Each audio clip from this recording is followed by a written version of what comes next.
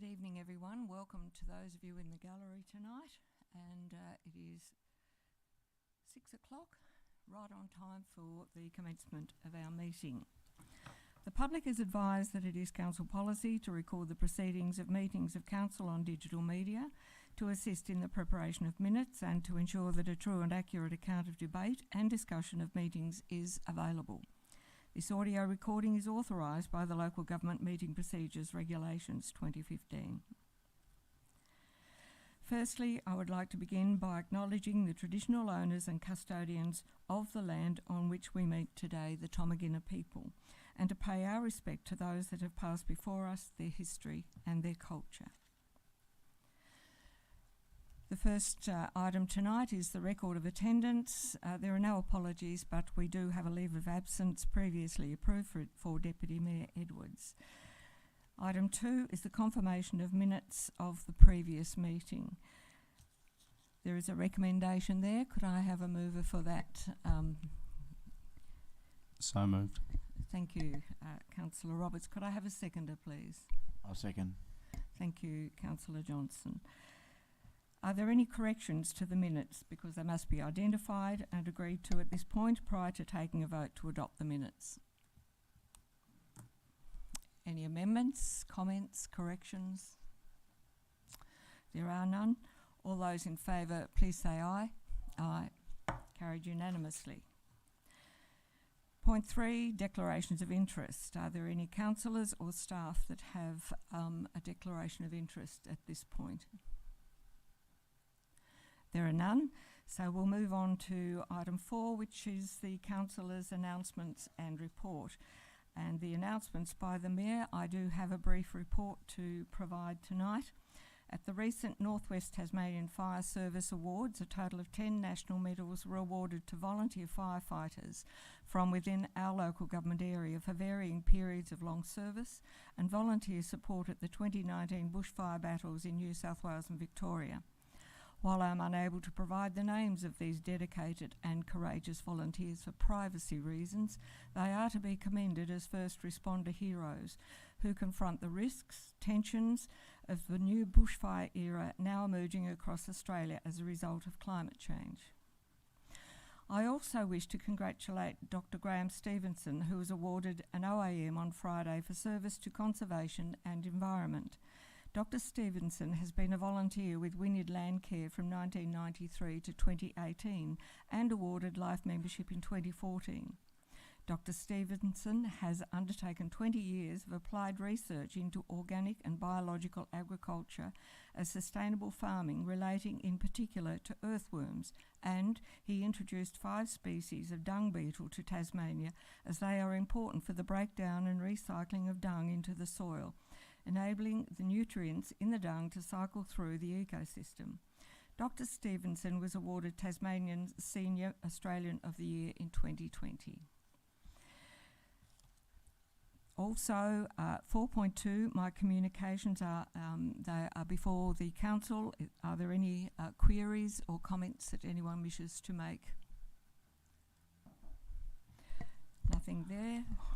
Reports by delegates. Sorry, I'm a bit slow tonight by the look of it.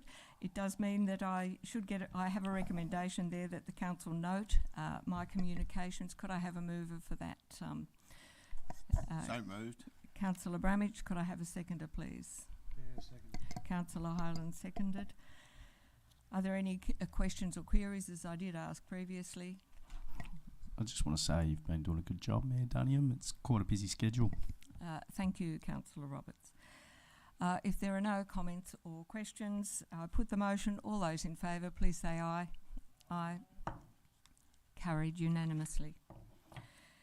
Notification of council workshops. The recommendation is that the council note the following workshops. There are 3 there, so I'm asking, are there any comments or questions excuse me, around this item? If not, the recommendation is there. Could I have a mover for that particular recommendation, please? So moved. Thank you, Councillor Roberts. I'll second that. Thank you, Councillor Raw.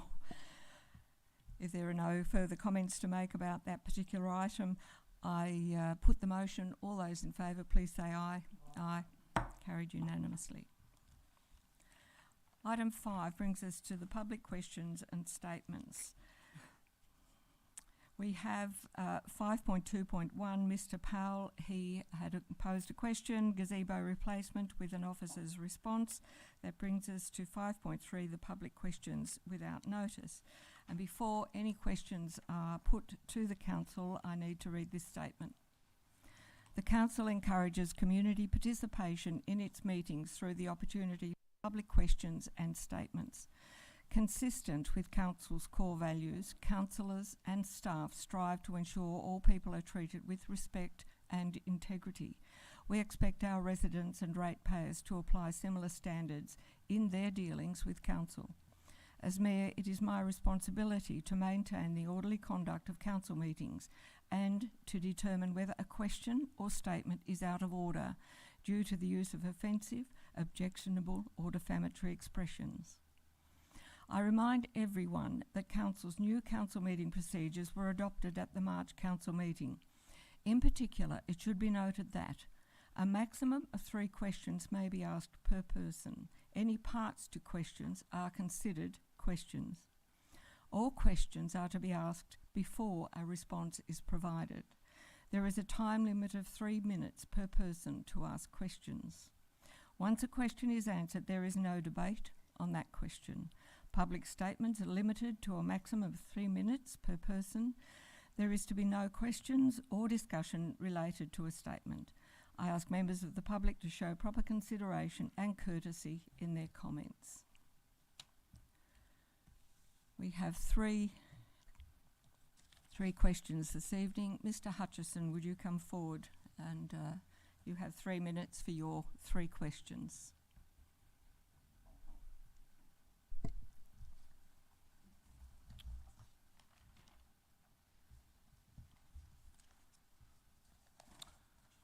Good evening. At the February 2023 Council meeting, Councillor Courtney made a statement regarding whistleblowers.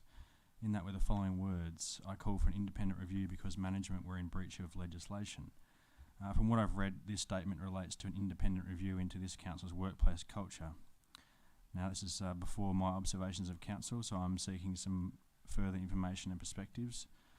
So my first question for the Mayor is, was this independent review conducted and was its findings or report made public? And if not, can Council please provide a copy of this review in the next month's meeting agenda? Your next question. All questions to be asked before responses are provided. Thank you. I'm going to diverge into my statement, if I might. I'm of the view that it hasn't been made public. Based on Council patterns that I've experienced, and I have access to most of the Council meeting minutes for the past decade or so. But after some research into the news archives, I came across an article in The Advocate dated December 18, 2013, page 1 and 8, with the title Council Culture Needs Major Work, Union, page 1, and Union Wants Council Culture Revamp, page 8. So just to summarise the article from 10 years ago, in the year 2013, a review was undertaken by an independent operator on the Waratah Wynyard Council. It was believed that the review came to the recommendation of a complete overhaul of Council's organisational structure. There was a report delivered to Council, and Council did not release the damning report at the time, despite calls from the Australian Services Union to do so. So fast forward to 2018, Councillor Courtney, in your Council candidate statement in 2018, prior to being elected, you state, I'm a whistleblower who put this community's financial interests before her own, while current councillors withheld a damning report from this community. I won't do that. I won't hide what needs to be fixed. I'll push for the change needed to get it fixed. This is your 5th year in a row on Council, and you advocated for transparency in both elections. So my question for you is, was the independent review you have claimed to have called for as an employee the same one as discussed by the Advocate article? Was the report following this independent review released? And what steps will you take to ensure that ratepayers are no longer left in the dark and that Council is transparent and releases the report? And my third question, if I might go back to the questions as well, is for Councillor Highland. So given that you were, sorry, you're over here now, a councillor during this period in question, and that you don't think there are any secrets kept by council, can you please detail what you know about the report? Why it hasn't been made accessible to the ratepayers who elected you if it hasn't? I haven't yet to find out. And what you would do to ensure that ratepayers are no longer left in the dark about the report. Thank you, Mr Hutchison. You've asked several questions there, more than three. Councillor Courtney, do you wish to make a very brief response to Mr Hutchison at this point?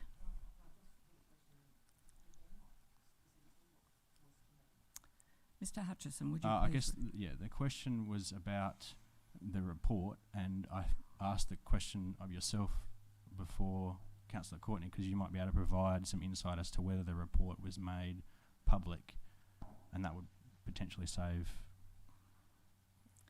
a detailed Your question was response. specifically to Councillor Courtney, so I think that she should be given the Yeah, but my opportunity first to question was respond. to you, so I will take that one on notice because I'm unsure whether it has been released. thank you. So, secondly, Councillor Courtney, do you wish to respond to Mr Hutchison? Beg your pardon?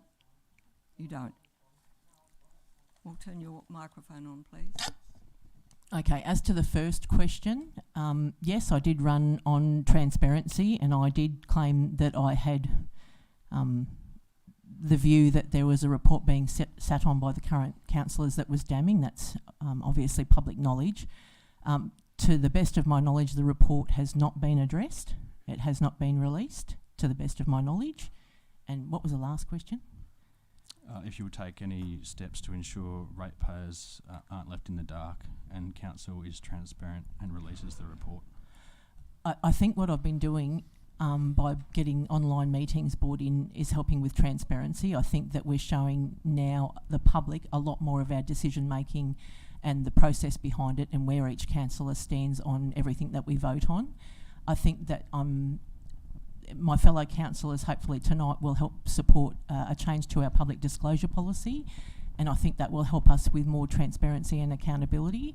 So I think the fact that our council has brought this to the table and that we're willing to look at this tonight and change those policies will go a long way to ensuring that we have transparency and accountability moving forward.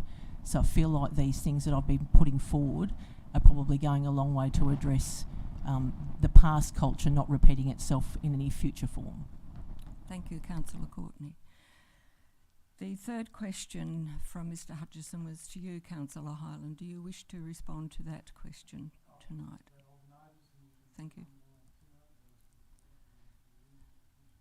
Thank you, Councillor Hyland. Your questions will be taken on notice, Mr Hutchison, and please bear in mind 3 questions is all that is allowed. So, thank you very much.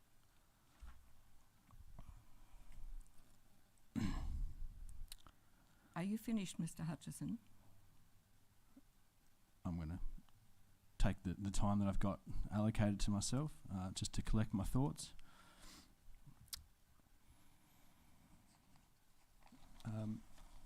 I'll wait for the questions to be responded to at next month's meeting. Thank you. Our next question is from Reese Ellis.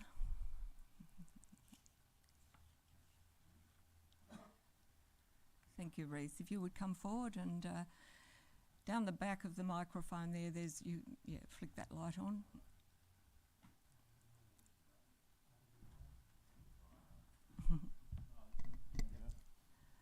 Right. Thank you. Just one question. Is this discussion of pump track with the BMX club? Just want to know what's going on with it, that's all. One question, that's Okay, thank you for that. Our engineer, are you able to, or our general manager? Yeah, thanks for the question. We had a similar question, I think, a month or two ago from a member of the, might have been, member of the public who was interested in that very issue. And I think at the time I responded along the lines of, our intent is to, pull together a group of people to look at a master plan for the Frederick Street area. So create hence the Frederick Street Master Plan, to look at the grounds there, the BMX track, and all of those existing facilities and what could be added to that precinct to develop. And that is an action earmarked for next financial year. So I think very soon, it won't be too far away, we'll be calling for people to be part of that group, and then start the discussions around what, if anything, could be included in there. So the pump track and any other ideas that people have would be welcome to be put forward as part of that concept and part of that idea, and see where that lands at the end of it. So it won't be too far away from discussions can start in that regard.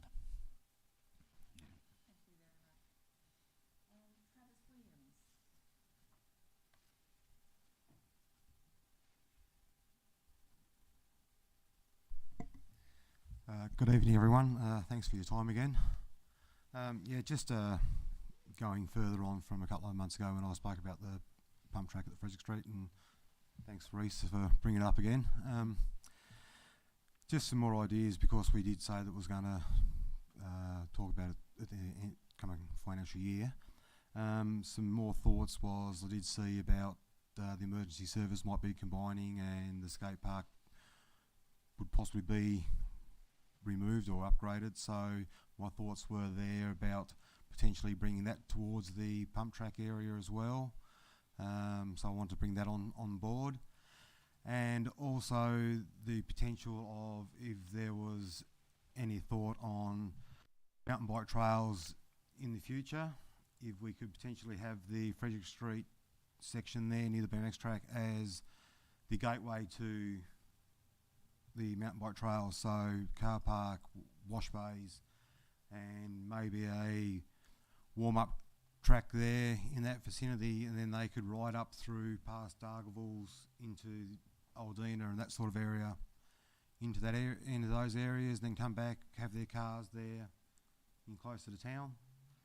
When they finish their day's rides, at that drop-off point, start point, finish point, and maybe a playground and that as well, for kids and that, so it's all combined into one. So I was just more or less wanting to put that thought out there as well, and to see what sort of potential we had for the skate parks and that to be removed and allocated to them spots. Thank you. Thank you for your thoughts, and I think that it's rather exciting that you're putting forward those ideas, so we do thank you for those, and you will be given an update and an opportunity to participate as well, so thank you. Kerry Shegog.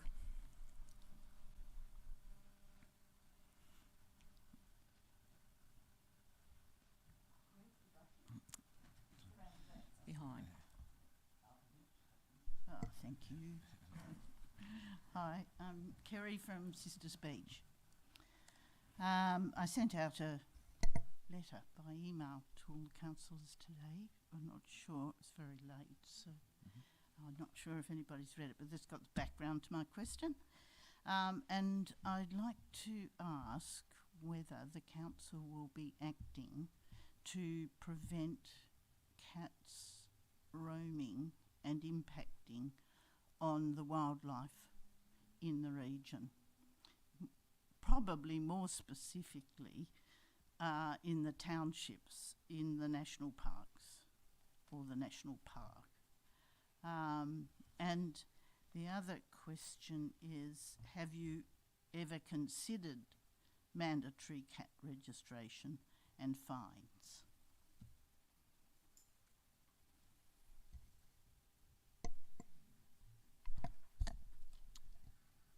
Through you, Mayor, that's probably one that will have to be taken on notice, so that council could discuss and then see a report. I believe cat management and all its potential have been discussed, or there have been reports to council in the past as to what the Act gives council opportunity to do, but to date those services haven't been entered into by this council. So.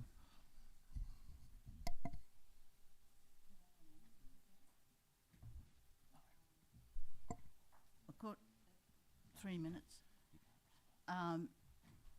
The Department, Natural Resources and Environment, have effectively thrown the ball back into your court They say it's your responsibility to do specific bylaws to, you know, like cat management areas. And they mention registration. So there are very few options other than through this council. Thank you very much for that. We will look into it. Mr. Ewington.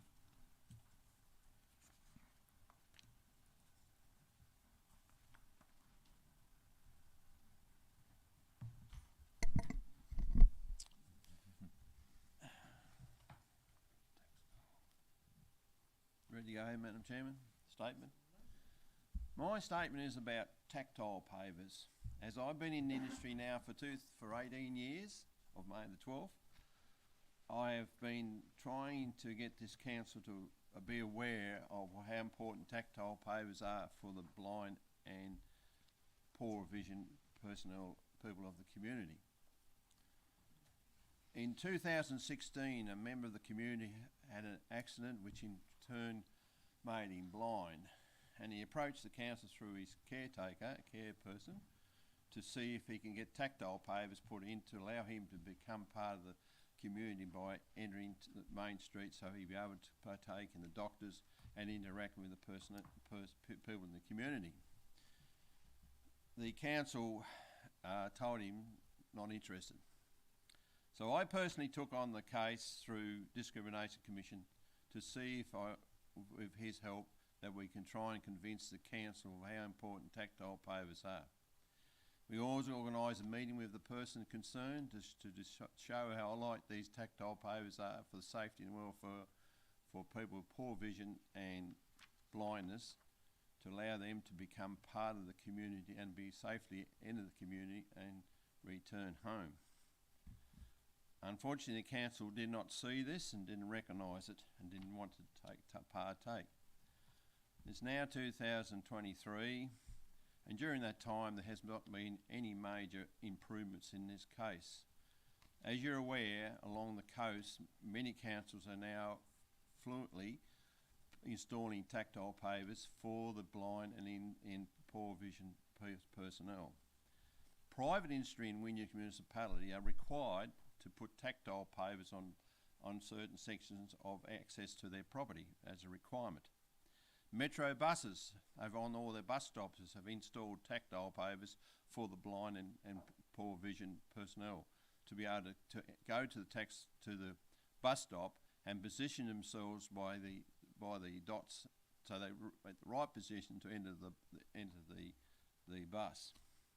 A tactile paver is a warning device for blind people to with their long cane to understand there's where they are positioned to cross the street, whatever in that form.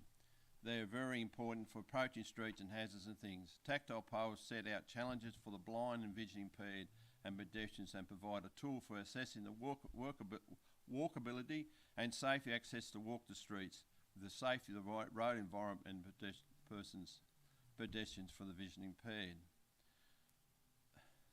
I am disappointed.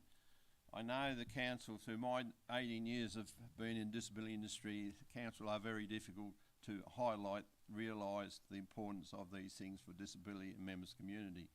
You're all aware when COVID hit that we were at some stages were forced to stay at home.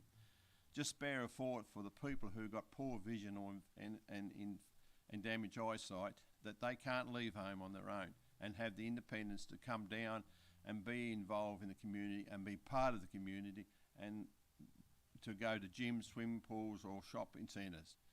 These young people of all ages, they should have the right to be able to safely come down the street and interact with the community.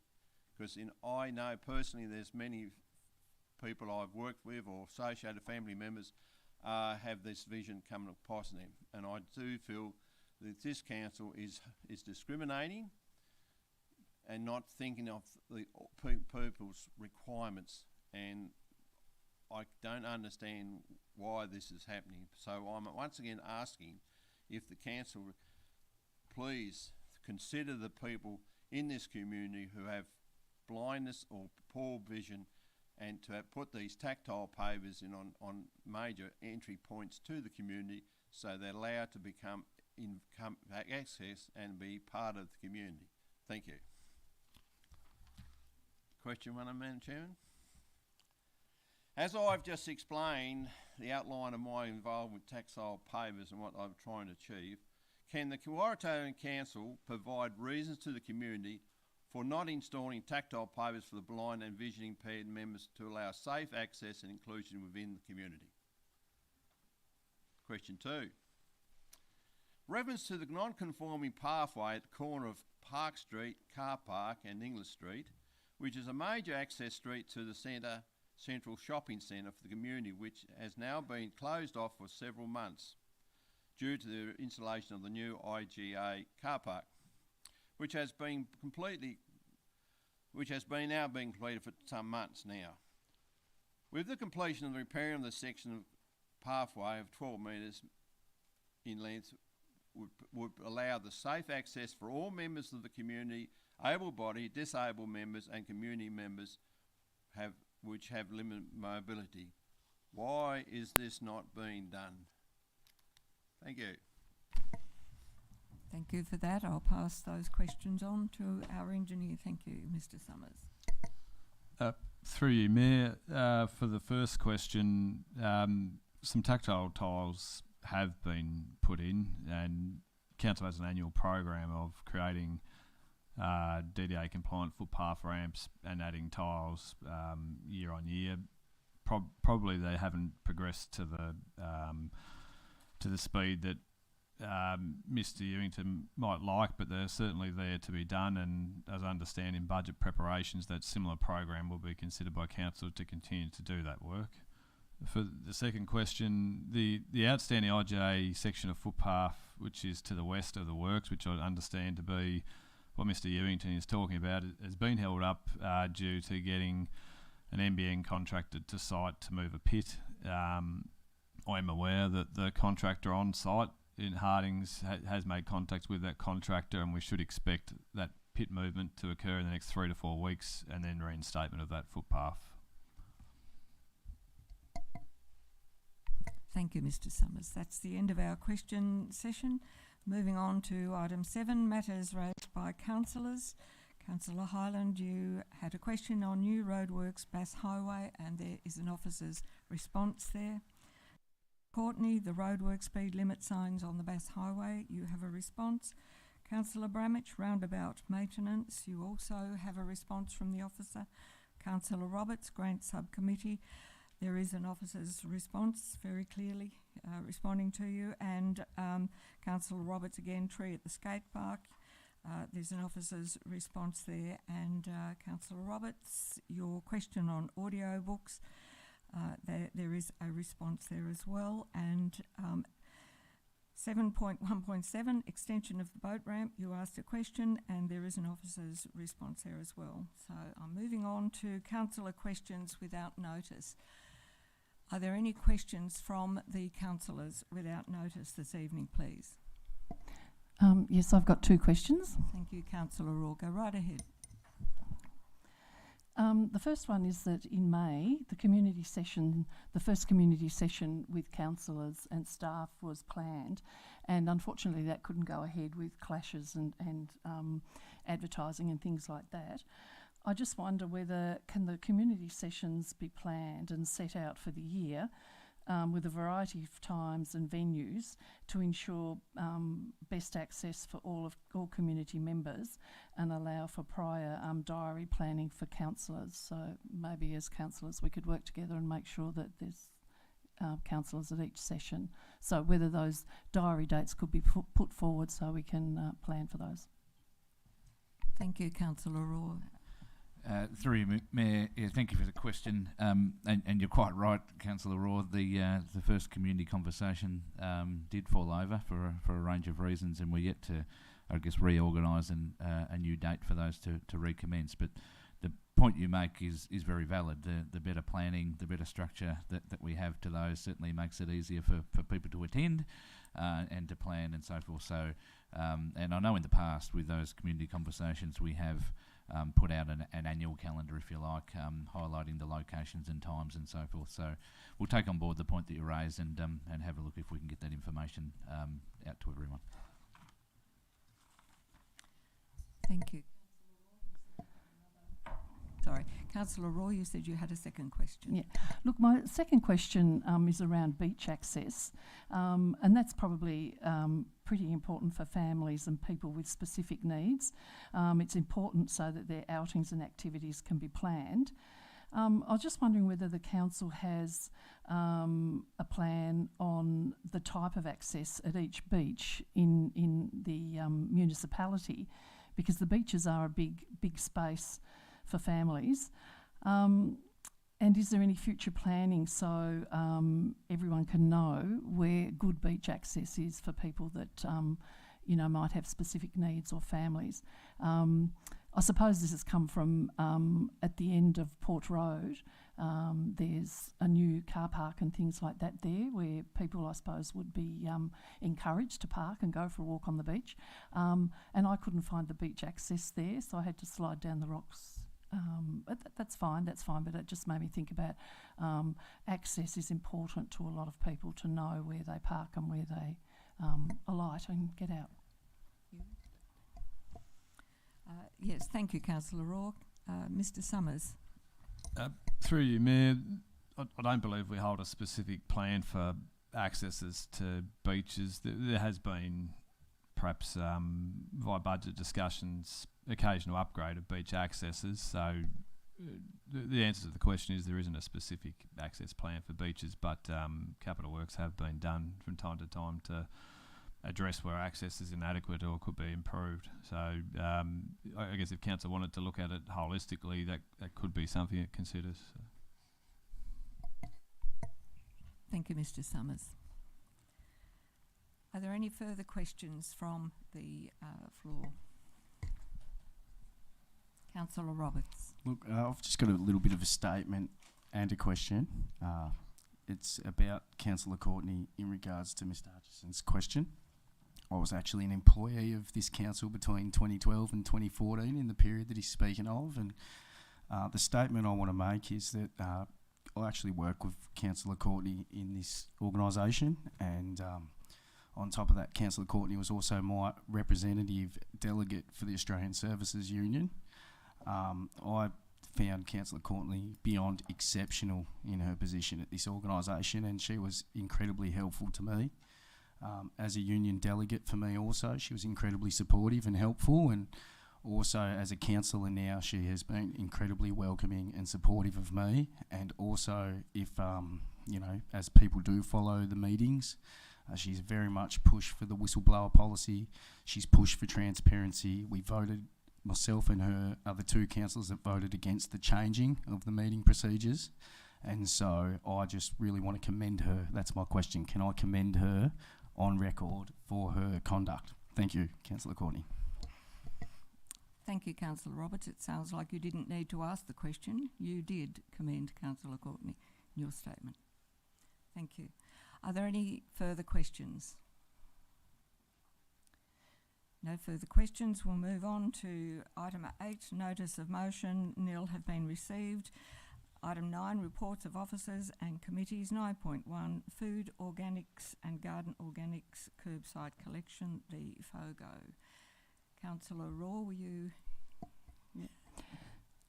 Yes, I'd like to move that the council does agree in principle to the implementation of FOGO.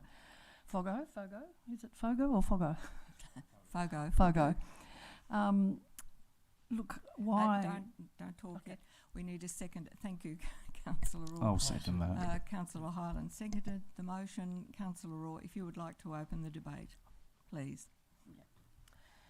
On reading the material on FOGO, I think it's a pretty positive step into the future. When you think that the goal for council in 2024 was to have 50% of the diversion of waste from landfill, this is a way that we can do it. It's there are some things in the statements and things like that. The state government waste and resource recovery bill needs consideration. The waste levy is going to go up. So these are all things that would push us towards going to FOGO. The reduction of the greenhouse emissions, we really have to accept that that's important for us.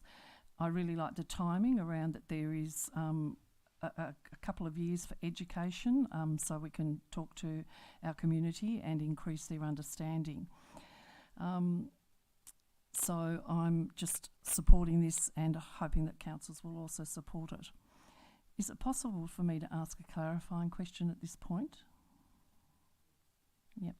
Just my clarifying question. On page 23, when they were talking about the, there was the survey to community members about the increase in cost for FOGO, and there was 42% of people said under other, the cost increase, and it said 42% said other statements rather than the three that were provided.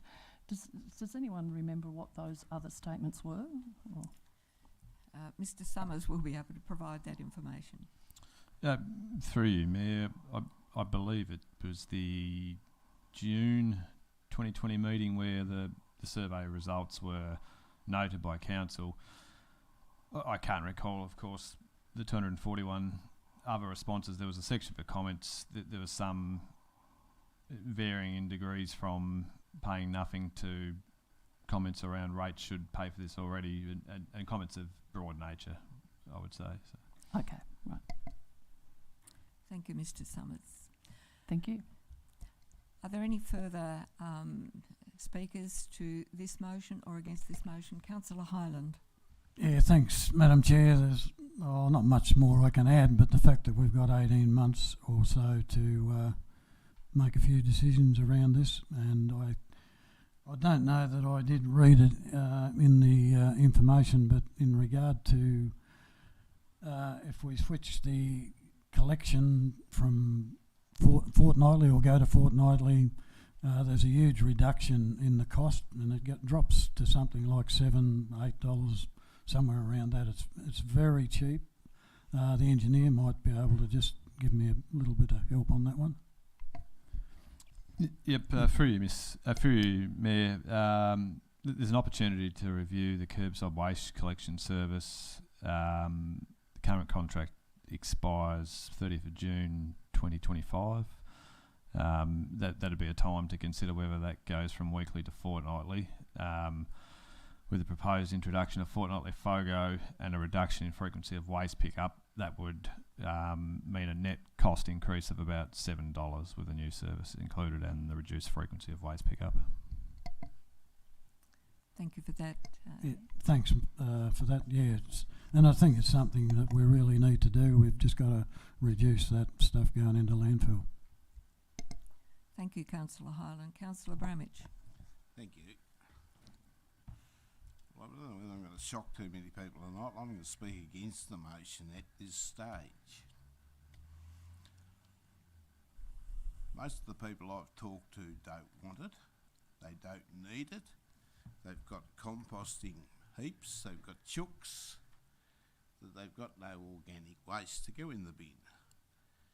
So I think it's unfair that them sort of people have got to pay $100 odd a year. I don't know what the odd is, but it'll be well up into the $100 odd for not use. And I agree that with what our engineer Daniel Summers just said. We need to review our whole waste system. If I can just highlight a couple of things, Mayor, if you give me permission. There's people just recently on a recycling program for the last 6 months. Most of them put their bins out once a month. Once a month. So they're paying a lot for nothing. And I think this is an unfair burden to put on all ratepayers. If they want to do it, let them do it. but I think the people should have a say whether they want it or not. Especially the single people, the elderly people. They wouldn't have much food scraps at all. Not this day and age. And it says we're going to reduce our waste by half. I don't know how that would work. I really don't know how they work that out. I think they're just guessing at that. Now, how will they wrap the FOGO up? What, in a newspaper and chuck it in the wheelie bin? And then it rots away and stinks by the time it gets picked up? Or do they wrap it in plastic, a bag? Then it goes to the FOGO department. Oh, we got to put that in the waste because it's wrapped up in plastic. So look, I really can't see at this stage any benefit for our ratepayers. Yeah, look, I want to see our environment cut back and reduce the landfill. Yeah, look, no one wants to see that any more than me. But I think how we're going to do it is the wrong way at this stage to be fair to everybody. And if people want to sign up for FOGO, let them do it. But people should have a choice. I don't know how you work it out. I don't get paid enough money to know that sort of stuff. But I think our whole waste system needs to be looked at.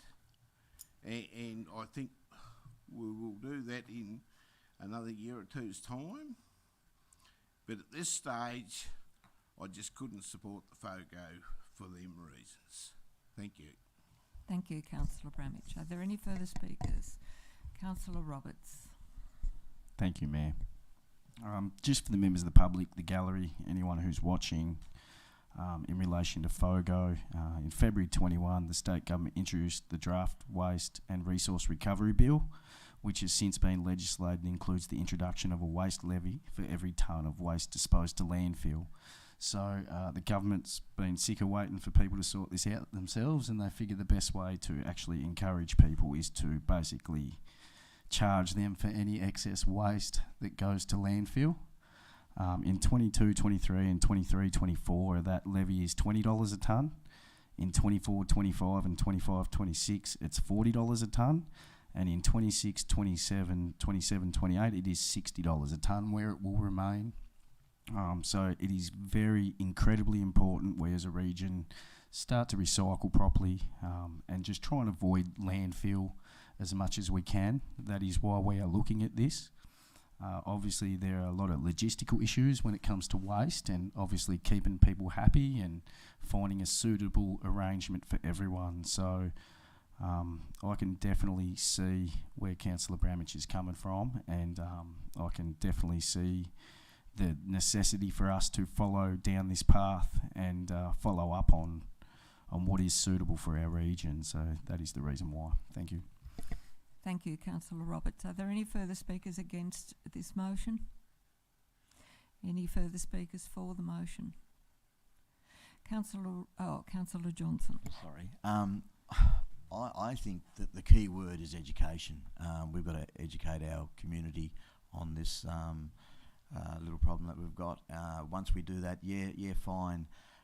There are people out there already doing it, but we've got to go to the community and educate them to move on with this. I thoroughly recommend it. I think it's a fantastic idea. Thank you. Thank you, Councillor Johnson. Councillor Raw, would you like to close the debate? Yeah, I'd just like probably to add another point, that when you look at the comparison total of the average cost per household, that initially it might be high, but when you look at the futuristic things there, that when you're looking at 28-29, the cost of option 1 or option 2 is still much lower than if we continue as normal. So to start with, it might be a shock that there is a cost increase, but over time this will reduce. So yeah, I think, and I agree with Councillor Johnson, that it is, at least we've got a year and a half to educate, and maybe we would all understand it better in that time. Thank you, Councillor Raw. I'm going to put the motion and I call for a division. All those in favour, please say aye. Put your hands up. Councillor Hyland, Councillor Courtney, Councillor Raw, Councillor Johnson, Councillor Roberts and myself against. Councillor Bramage. The motion is passed. 9.2, we have before you a recommendation on the Reconciliation Action Plan. There are two parts there. Could I have a mover for that particular motion and recommendation? So moved. Seconded. Thank you, Councillor Roberts, and seconded by Councillor Courtney. Councillor Roberts, would you please open the debate? I just want to note that our childcare centre is already doing this. Basically, as a trial, I suppose, is way to start small. Well, you know, we're running it basically, and we'll expand it, and it's obviously reflect, innovate, stretch, and elevate, and reconciliation. You know, it's obviously in the news, and we are a very progressive council, and it's really good work we're doing. Thank you. Thank you, Councillor Roberts. I do wish to say that the Waratah Wynyard Childcare Centre has had this program for several years. It's not a trial. They are accredited for the program that they have undertaken, and they are audited every 2 years, I think it is. So, and they have met all of the requirements in terms of reconciliation. So that is something that they are leaders in their field. Are there any further speakers to this Reconciliation Action Plan? Councillor Courtney. No, I'd like to just thank yourself and the rest of the councillors for supporting the fact that we are looking at bringing in a Reconciliation Action Plan. I know that I asked for it last term, and I'm glad that this term of councillors that this is being brought to the table, because I think it's really important when we have such a high rate of Indigenous people in our area that we understand and show respect to the culture and bring that as part of everything that we do. Thank you, Councillor Courtney. Are there any further speakers? Any speakers against this motion? If there are no speakers against the motion, I will put the motion, and just for clarity, I'm going to ask you to raise your hands as to whether you're in favour or not. So those all in favour, please raise your hands. Councillor Hyland, Councillor Bramage, Councillor Courtney, Councillor Raw, Councillor Johnson, Councillor Roberts and myself. Carried unanimously.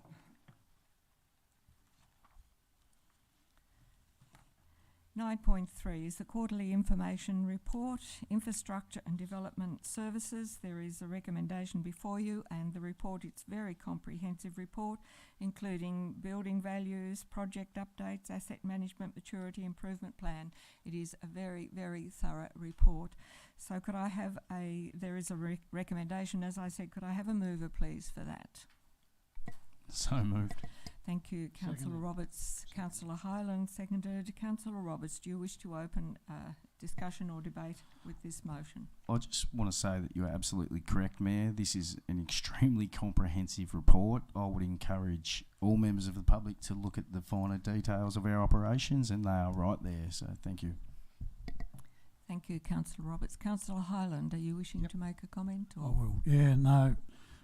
Continuing on from Councillor Roberts, it's just unprecedented since I've been on council, this type of report, and every picture tells a story. We've got every little bit of construction work that the council boys take on is noted in here, and it really gives us confidence to move forward. Congratulations. Yep. Thank you, Councillor Hyland. I think it will probably give the community confidence as well. Are there any further speakers? Okay. I just want to say quickly too, Councillor Hyland's been on the council for a long time. He's been the mayor, he's been the deputy mayor. He's done a wonderful job, and for him to say that in all his time he's never seen reports as comprehensive as these, it actually really gives credit to our management and our staff, and we're very thankful. And again, I just a lot of questions get asked of us councillors that are actually the answers are publicly available. So I would encourage people to read the agenda and have a look and read these reports and come to their own conclusions. And the conclusion I've come to is our General Manager and our staff are doing an excellent job. Thank you. Thank you for your complimentary comments, Councillor Roberts. Are there any further comments? No, I'll put the motion. Again, I ask you to raise your hands. All those in favour, please raise your hands. Councillor Hyland, Councillor Bramich, Councillor Courtney, Councillor Raw, Councillor Johnson, Councillor Roberts and myself. Carried unanimously. 9.4, the Central Area Development Strategies Annual Progress Update. Again, a comprehensive report, includes a table of projects and their planned implementation in chronological order on pages 57 to 61. There is a recommendation before you, councillors. Could I please have a mover? Councillor Hyland? I'll move. Could I have a seconder? I'll second. Thank you, Councillor Roberts. Councillor Hyland. Yeah, thanks, Madam Chair. Once again, it's another really good report. There's a lot of things there that actually go on in council chambers behind the scenes, particularly in small zone changes, and there's quite a list there that the average person in the street wouldn't be aware that these things have to be done, and that's probably sometimes why jobs are a little bit late being done.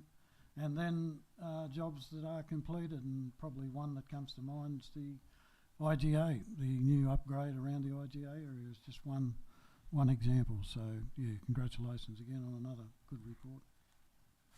Thank you, Councillor Hyland. Councillor Roberts. Thank you, Mayor Dunham. Just a bit of background about this for the public since this was moved in 2020. The CADS project is a long-term strategy with comprehensive master plan and design framework to guide sustainable development and public and private investment in Somerset and Wynyard. For those that, if you look around, there's actually been quite a lot of strategic planning put in place, some of which Councillor Hyland and I are involved in the Boat Harbour master plan. Obviously, he's mentioned the car park at IGA. Our community is growing. It is quite progressive. It is very successful, and it's quite a great thing for our council to think of our economic future and future-proof our community long term. So again, I wasn't on council then. I just want to commend all the councillors that motioned and passed this. So thank you. Thank you, Councillor Roberts. Are there any further comments? Okay, again, I'm going to ask that for a show of hands for those in favour of the motion. Councillor Hyland, Councillor Bramich, Councillor Courtney, Councillor Raw, Councillor Johnson, Councillor Roberts and myself. Carried unanimously. That brings us to 9.5, Public Interest Disclosure Procedures. So moved. Thank you, Councillor Courtney. And seconder? I'll second. Thank you, Councillor Roberts. Councillor Courtney. Okay. So this is going to be an uncomfortable one. There may be codes of conduct on me that come from this. I don't really care. This is so important that we get this right and we have this discussion. I asked our General Manager and our management to make sure that whistleblowers in our council were protected. And to his credit, Mr. Crawford has been an excellent GM and has come back and given me the opportunity to put whistleblower protection forward at this council that will protect whistleblowers from reprisal. But we have to submit this to the Ombudsman. So I'd like to just put a little bit of information forward to our ministers and to the public so that this is considered seriously by the Ombudsman and not just sent back to this council with our whistleblower policies are good enough. Our Premier has started talking recently, last week, about ensuring safe workplaces.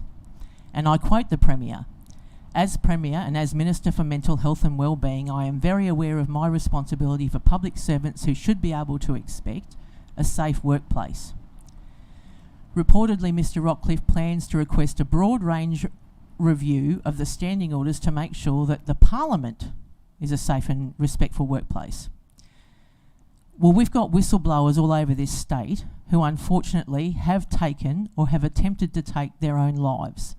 There are people who have reported breaches and corruption, put the public welfare before their own, who then suffer torment, endure illegal threats through detrimental action taken against them, because these public servants have the strength to do what's right. Do they not have the same right to have a safe and respectful workplace? Mr. Rockcliffe wasn't making changes to ensure that we all have safe and respectful workplaces. He's talking about protecting the public servants. These are the ministers that are being called out. He was only referring to the changes that needed to be made to protect the ministers from being named under parliamentary privilege, because he doesn't want these ministers named up because it may harm their mental health. What about the public servants like Alicia from Ashley's and her mental health?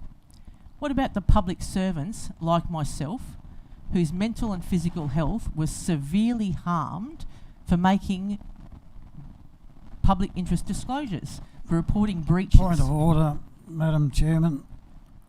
Councillor Courtney, as an ex-employee of this council, I believe that you're treading on very thin ground.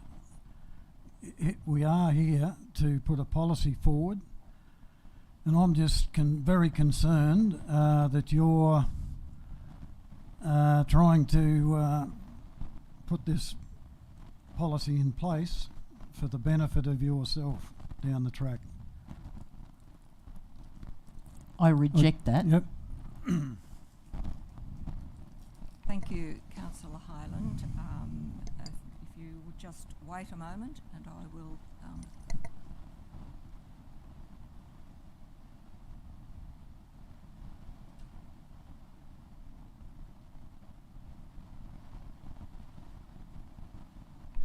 Okay, Councillor Courtney, please be aware that what you say is being recorded and you may continue. Thank you, I appreciate that.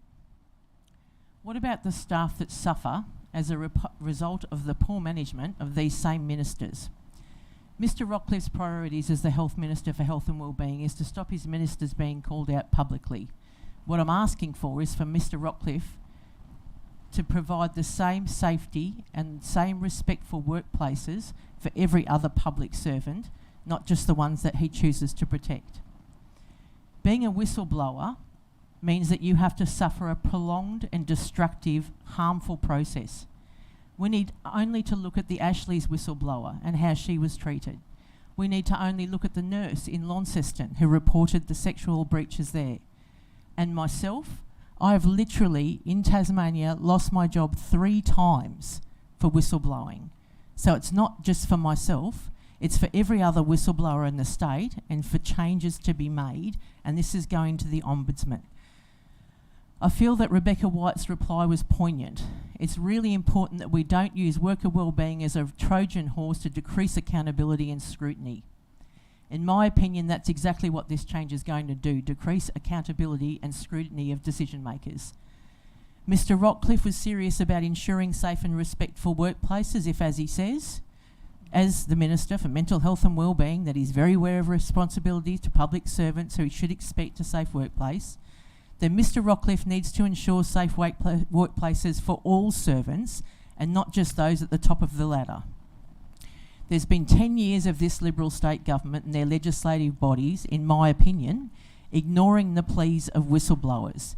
This allows detrimental action against whistleblowers to continue. Point of order, Madam Chair. I think Councillor Courtney needs to take that issue up with the Premier. All we've got in front of us here is a policy, a council policy on whistleblowers, and I think we need to deal with that. If there's an issue with the Premier, I think Councillor Courtney needs to take it up with him. Thank you, Councillor Hyland. I do agree on that point that if there is any need for you to engage with the Premier to raise these issues, then that would be the appropriate avenue. Thank you. Yep. Can I finish? Are you going to continue with the... No. Thank you. Go ahead. Whistleblowers, and there are studies to show, lose 10 years off their life. We should be able to expect safe workplaces. We shouldn't fear reprisal. But we don't get these safe workplaces because the government is failing to ensure that our workplaces are safe and respectful. Our council policy changes may not fix the problem in the state of Tasmania, but it may well fix them at our local council. I'd just like to note at this point that tonight, here at the Waratah Wynyard Council, we are setting a higher standard of protection for our employees than the state government does. That this manager right here, Shane Crawford, is delivering a safer and more respectful workplace. He isn't doing it to protect himself or his managers, he's doing it to protect our staff. Not myself in any future position, but our staff. To ensure a safe and respectful workplace for our staff and our community.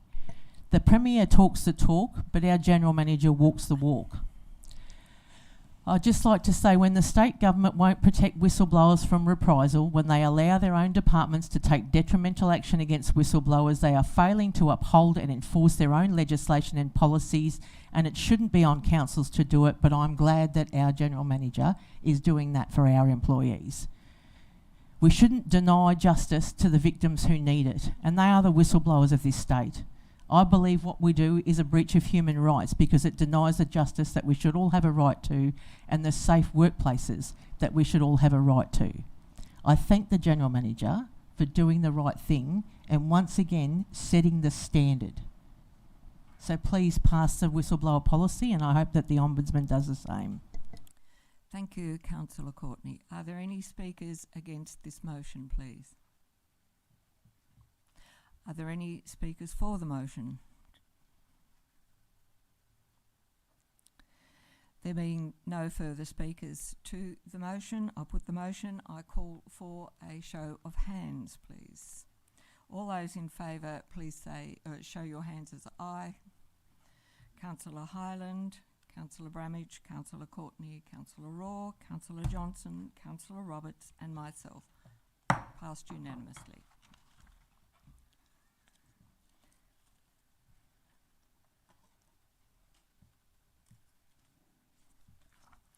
Moving on to, I'm missing one there.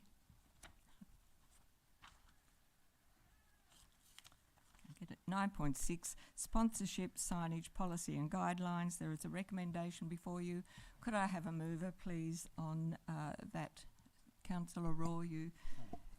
Yes, I'd like to move that the council adopt the sponsorship, signage, policy and the guidelines. Thank you, Councillor Raw. Could I have a seconder, please? Councillor Hyland. Councillor Raw, do you wish to open any debate or make any comments, please? No, I think the documentation is self-explanatory. Thank you, Councillor Raw. Any other comments from other councillors or anyone wish to speak against this motion? Councillor Hyland. Yeah, thanks, Madam Chair. No, it's just a policy I think that we need. Well, council's got to keep tabs on, particularly with sporting grounds, with their sponsorship signs, and just in regard to size and sometimes in particular what goes on them, because they are in view of the public and they're on fences where everybody plays, so there's a lot involved. So yeah, good policy. Thank you, Councillor Hyland. Councillor Roberts. Just in explanation to the public, especially since we got the president of the BMX park here tonight, what we're changing is we're incorporating a new condition in the guidelines to exclude sponsorship by businesses or organisations that advertise fossil fuel. So stuff like gambling, alcohol, tobacco and fossil fuel are no longer welcome to be advertised in our region. So there you go. Thank you, Councillor Roberts. If there are no further speakers, I'll put the motion. Could you please raise your hands if you were in favour of this particular motion? Councillor Hyland, Councillor Bramage, Councillor Courtney, Councillor Raw, Councillor Johnson, Councillor Roberts and myself. Passed unanimously. 9.7, the Cradle Coast Authority Annual Plan Progress Report, and I know you've all read this. Could I have a mover for this particular motion, please? Yeah, I'll move. Thank you, Councillor Hyland. Could I have a seconder? I'll second it. Councillor Roberts, thank you very much. Councillor Hyland, did you wish to make any comments? Oh, just a couple. Thanks, Madam Chair. Cradle Coast Authority, yeah, they've been around a while, and I think they're only currently looking after 8 councils now, aren't they? 8 councils. They certainly are. And they've always been mainly acting in the regional economic development area. Natural resource management has always been a big one for them, strategic service, and obviously playing with a bit of model best practice in local government. But yeah, and I think the natural resource manager's been huge. I think there 1 year they brought into the state $16 million, I think, in 1 year, and it created about 33 jobs locally just with that one project. So it was huge. It went for about 3 or 4 years, I think, and things like that are really good. And yeah, I think Cradle Coast Authority is a necessary evil, Gary. Thank you. Thank you, Councillor Hyland. Any further comments about this particular report? Councillor Bramage. I tricked you. No comment? No comment. Councillor I just want to follow on what Councillor Hyland's saying, that in regards to natural resource management and such, it's actually Cradle Coast Authority that is the point of contact, not us. So there's a lot of questions we get about that, and you know, I wish the public would direct them to Cradle Coast. Thank you. Cheers. Thank you, Councillor Roberts. Are there any speakers against this motion? Councillor Bramage. Thank you. I won't speak against it, but I will speak to it. No one's been a bigger knocker than me of the Cradle Coast Authority over the years. I'll take some of that back now. And I believe the reason for it is they have got a better team than they used to have, and they're keeping us informed. I will still be critical of it from time to time, but I will give it the praise when it deserves it too. So at this stage, well done, Cradle Coast Authority. But next week it could be different. Thank you, Councillor Bramage. I'll be sure to pass that on to the Senior Representative and the General Manager of Cradle Coast Authority. Okay, so if there are no further speakers for or against this motion, I ask you to raise your hands if you're in favour. Councillor Hyland, Councillor Bramage, Councillor Courtney, Councillor Raw, Councillor Johnson, Councillor Roberts and myself. Passed unanimously. 9.8 is the Auditor General Report on the financial statements of state entities. This is an interesting read, and I note that the figures used in the Auditor General's report are not correct. Waratah Wynyard Council requested that this information be corrected, and this was not made to the final report, which was tabled in Parliament. So that is certainly something that should have been fixed in terms of the information that we provide them with. But you have a recommendation before you, and I ask for someone to move that particular report, please. Yeah, so moved. Councillor Roberts, could I have a seconder? I'll second Councillor Hyland. Councillor Roberts, do you wish to speak to this motion? Just that it's not real good if the information's not correct. So, yeah, no, I'll leave it at that.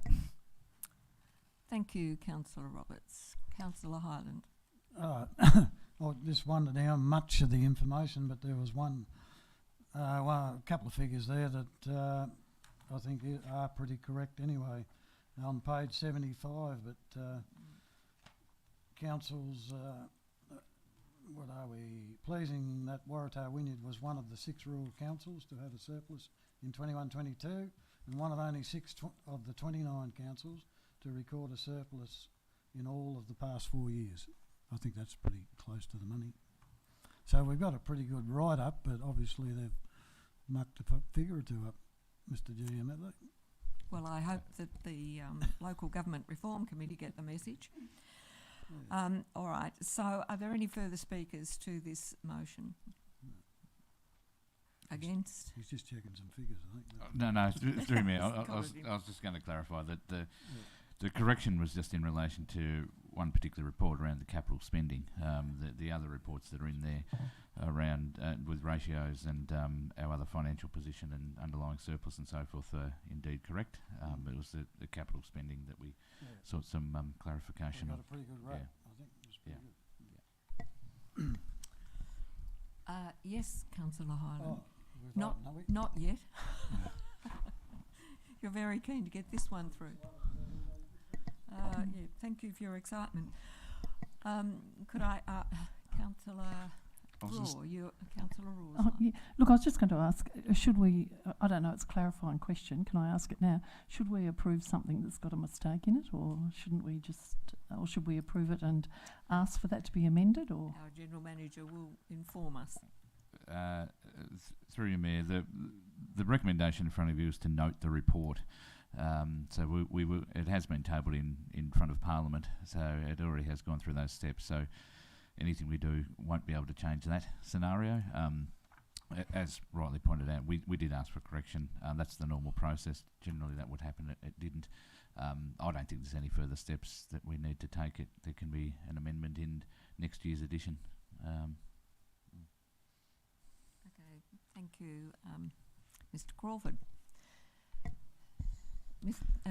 Councillor Roberts. I just want to follow up on Councillor Hyland there, for anyone watching at home. Of the 29 councils in Tasmania, there are only 12 of them that currently break even or make a profit, of which we are one of 6 of those 12 that actually just continually grow. That is just an absolute commendation to the staff and management team, the councillors that have been there over the period. I also want to give a special shout out, it says over the last 4 years, to our former finance, governance, infrastructure, whatever, Sam Searle, who's done a wonderful job, and he's obviously moved on into another council. So thanks, Sam. Thank you, Councillor Roberts. Are there any further comments around this particular motion? If not, I ask you to raise your hands if you're in favour. Councillor Hyland, Councillor Ramage, Councillor Courtney, Councillor Raw, Councillor Johnson, Councillor Roberts and myself. Carried unanimously. You got your hand. 5 Port Creek flood mitigation works. Councillor Johnson. So moved. So moved. Thank you.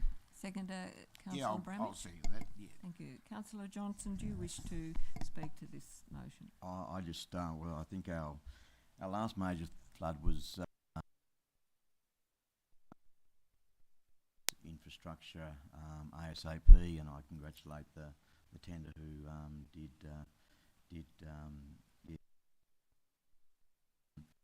I think we need to as soon as.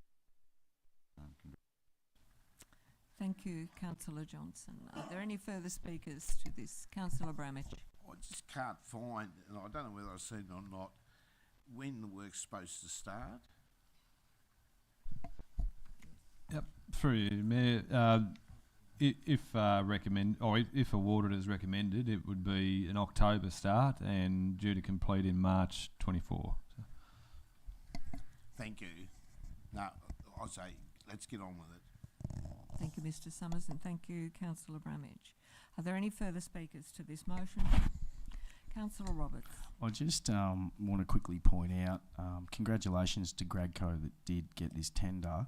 I would encourage anyone locally to go to Tenderlink and actually look at our tenders. We would love more local businesses to enter for them and apply for them, and we would love for people to get onto those and give us a price. So thank you.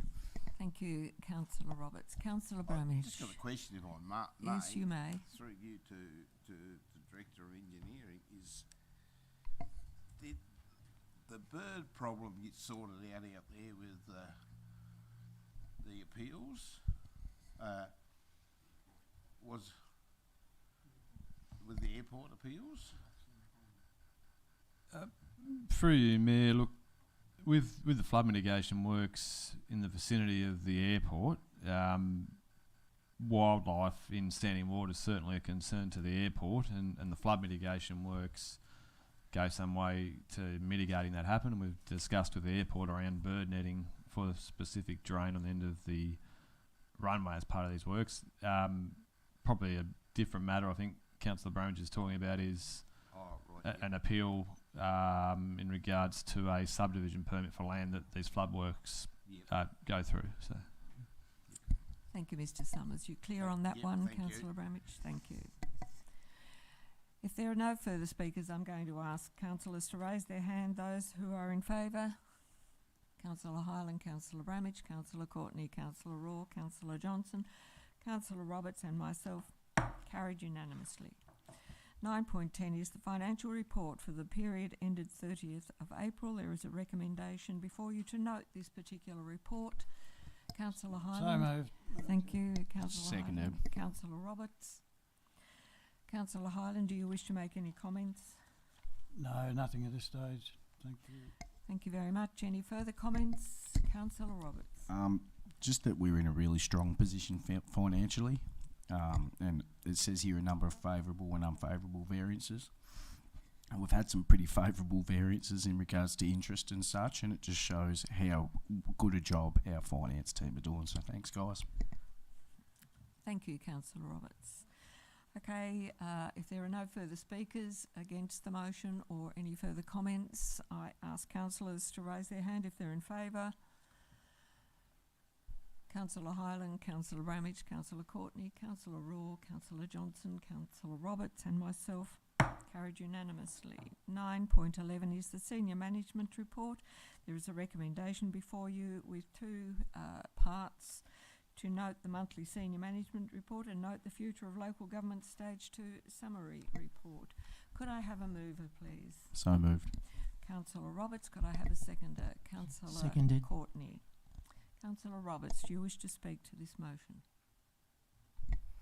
Just that I agree with the Senior Management Report, and just for the public to know that we have been, as is explained in the agenda, done a workshop around Stage 2 of the Local Government Review, and it's definitely a hot subject at the table, and it's something that we will continue to look into and discuss around, and what our actual response will be. So thank you. Thank you, Councillor Roberts. Any further comments from councillors? Councillor Hyland. Just a question to the GM. I note you've had some discussions, or I think they're ongoing, with the Somerset basketball boys. Are they just sort of going along fairly nicely? No hiccups at this stage? They're getting on with their extra stuff they had to do? Or? Yeah, through you, Mayor, I guess it's twofold. The discussions with the Somerset Amateur Basketball Club, one's around, I guess, what I'd call relatively minor and routine infrastructure requests. So there's a range of those that the club's put forward, and then secondly around their broader picture for the club and the building and so forth, and that's something that will need to come back to council for further discussion in coming months. Councillor Courtney. I'd actually like to comment on the Local Government Review Report that we're noting tonight, because I think this is a really important opportunity for us to speak on this, and I know that we're supposed to have a united front as a council, but I want to make it really clear on where I stand on this report. So if you just bear with me for a moment. I know that this is not going to be popular, and again, it's probably a code of conduct, but if I could just have 2 minutes. Article in the Australian Institute Tasmania, November 30th, 2020. Compared to other states in Australia, Tasmania has weaker political donation laws, less government transparency and limited public accountability. 10th of March 2022, in the Australian Institute. The Integrity Commission in Tasmania is failing in its mission to ensure public confidence that misconduct is being appropriately dealt with in the state's public sector, with 48.5% of the state not believing that they can do the job. Article in the Tasmanian Inquirer, published May 27th, 2022. Tasmanian government abandoned its promise to have transparency reform around donations. ABC News, 1st of April 2022. Tasmanian public authorities have built a reputation for their reluctance to release information, seemingly in the belief they can stare down anyone who dares to ask for it. It's a reputation that's borne out by statistics. Councillor Courtney, if I could just ask you there, I know that you are providing some very important information there. I'd like it to be relevant to the local government reform. If Absolutely. If you could please then explain the relevance. Thank Absolutely. You. Changes to local government are massive changes that will impact the landscape of Tasmania and the level of community representation forever. It needs to be done with the due care and consideration it deserves, and given its importance, it needs to be done by extremely incompetent competent people. To be quite forthright, I think that it's been done disrespectfully to our communities and an insult to the integrity of local councillors and staff. The players we have are Matt Healy. When I approached Matt Healy about bringing in working with vulnerable cards for the local elections, Matt Healy told me in front of a room full of people it wasn't going to happen, but they managed to race through compulsory voting because everybody was against it and they wanted to get it done. We have Nick Street, the Minister for Local Government. Nick Street tweeted, "The number one rule on a Hobart to Melbourne flight is no seat reclining. Yes, bitch, in 21D, I'm talking about you. Should have got a smack to the head." That's our local government minister. Members on the Local Government Review Board have said that councils are stray cats that need to be herded and that we need to be forced to amalgamate.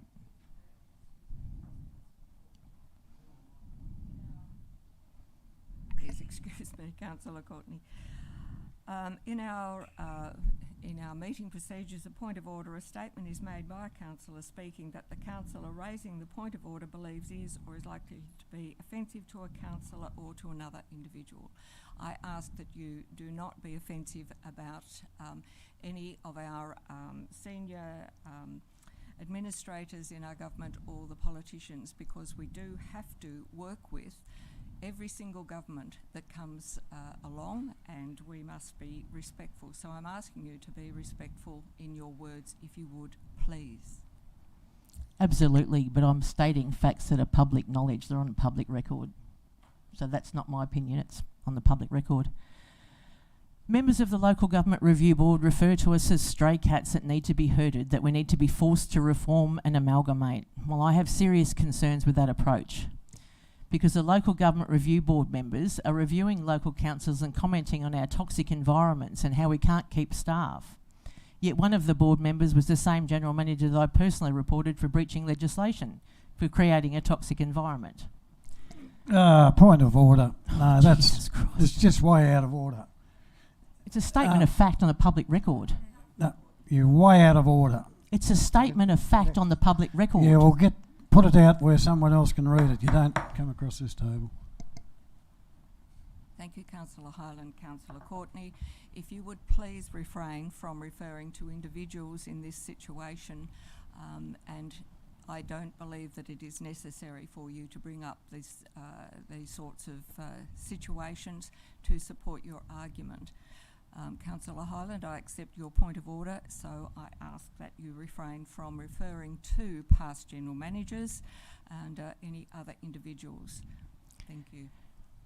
I think that's a little bit unfair, considering that this person is now on the Local Government Review Board, so it's relevant. Okay, so I will go to the meeting procedures. The chairperson's ruling on a point of order is not to be questioned and is binding on the meeting. All right, I won't mention that again. Thank you. Can I finish with the rest? Provided that you meet the guidelines, thank you. Okay. I would argue that if the restructure was being done by experts who could clearly state what changes would come and what improvements they would bring, then we wouldn't need to be forced. It would be welcomed, because there is a recognition broadly by local councils that reform does need to happen. So local councils are on board. The report itself reveals the agenda though. Efficiencies, effectiveness and sustainability are secondary, and I quote from the report. Of course, efficiency, effectiveness and sustainability remain important drivers for structural reform, but we think these should be secondary to the primary consideration of how we build councils that align with and support cohesive communities of interest.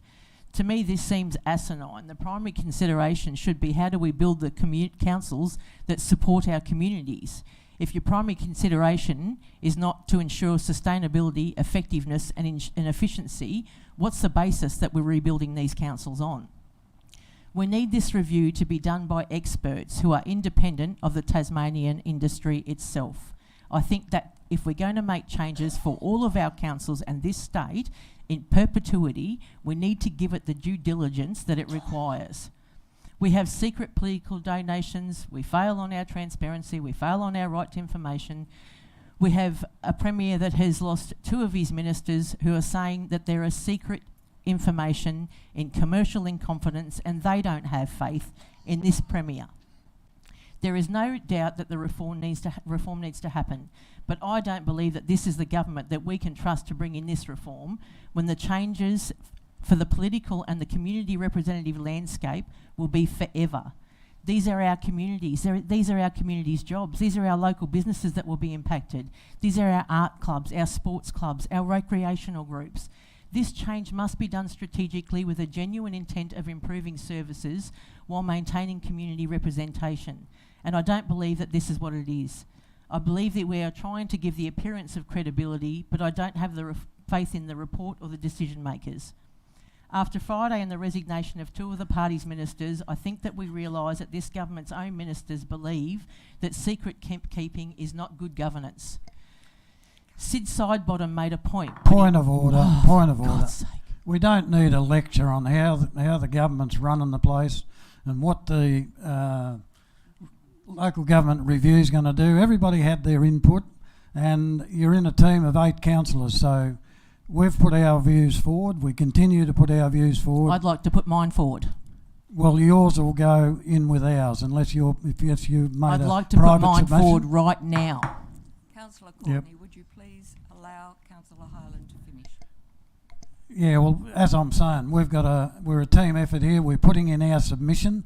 If you want to put in your own submission, by means, do so. But we don't have to know about it. You put your own in. We're putting one in from this council. So don't try and influence this one with your radical stuff. My radical stuff of stating facts. How dare I state facts? Councillor Courtney, if you would please wrap up immediately. I will. Thank you. Sid Sidebottom was right. He noted the state government needs to have a good hard look at itself first and decide how it delivers its core responsibilities for telling us how to deliver ours. In my personal experience, this state government don't listen. They do what they like, and the football fiasco is case in point. Courtney, Point of order. You Just are continually out of order. You are continually. It's relevant to the local government review and that this state is not competent to deliver this Councillor change. Courtney, you have been asked on several occasions. I've been interjected.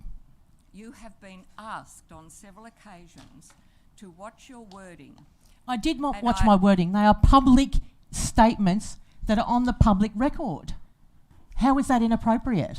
It is relevant to the local government review and whether this state can deliver it. Councillor Courtney, I am chairing the meeting and I do expect respect. So do I. Of which I am not getting from you at the moment. Neither am I. Please, the fact that you have been asked to watch your wording. I did watch my wording. And then you continued to use your own opinions against the state government. That is your opinion. I made statements of fact. That is your opinion, and you have used your information from the media. That's fine. Councillor Hyland is quite correct. If you wish to submit your own representation about the local government review, then please, by all means, do so. So I'm not allowed to comment on it. And I'm going to suggest to you that you need to understand the thoughts of every single councillor around this table. Do I not deserve the same respect? It is not just about you, it is about every single councillor here. And every staff member and every community member. And I have asked you at this council meeting to back off and understand that we need to embrace the integrity of every single councillor around this table.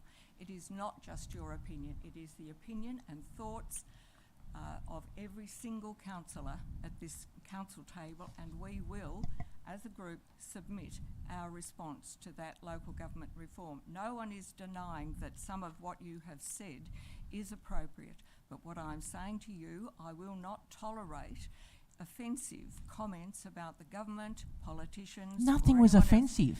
According to you. It was statement of fact. I'm wrapping this up now. Thank you, Councillor Courtney. That is the end of the matter. I'm going to put this motion. All those in favour for the noting the monthly senior management report and note the future of local government stage 2 summary report. It is for noting only. I am putting the motion. Thank you, Councillor Roberts. You wish to close? Please be very, very brief. I just actually want to explain the importance of this. Obviously, many do, and you'll find of all the people in local government in Tasmania, it's actually very few that would agree that 29 councils is needed or necessary, etc. But the issue that we're facing here is, and again, I want to credit every single councillor that has been on our council over the past few decades, because we're actually the envy of many a council because of the position we're in, because of our strong leadership and our strong management and our strong councillors over the past few decades. So as a community that is thriving, as a region that is thriving, as a region that is one of 6 of 29 councils to continually show growth and profit, and actually is very careful with the people's money, it's going to be very important which direction that we take with local government review. I have faith in our leadership, in our general manager and our mayor that we will be in a position to have a voice. Obviously, when we have shown such competence, it would only make sense that we would be allowed to have a voice in regards to this. We are currently in 2 consultation groups for local government review, one being with King Island, Circular Head and West Coast and Burnie Council, and the other being with the Cradle Coast region of Burnie, Central Coast, Devonport City Council, Latrobe and Kentish. I think it's a great opportunity for us to have a voice in regards to the state government, and I just really want to commend how our council has conducted itself throughout this whole process. And I feel like we're in very strong hands, and that is my message to the public. Thank you. Thank you, Councillor Roberts. I'm going to put the motion, so all those in favour, please raise your hands. Councillor Hyland, Councillor Bramich, Councillor Raw, Councillor Johnson, Councillor Johnson, Councillor Roberts and myself, and Councillor Courtney is abstaining. The motion is carried. 9.12 minutes of other bodies and committees, none have been received. Item 10, matters proposed for consideration in the closed meeting. The recommendation that the Council resolves by an absolute majority that the matters listed below be considered in a closed meeting. So moved. Thank you, Councillor Hyland. And seconded. Councillor Roberts. I put the motion. All those in favour, please say aye. Aye.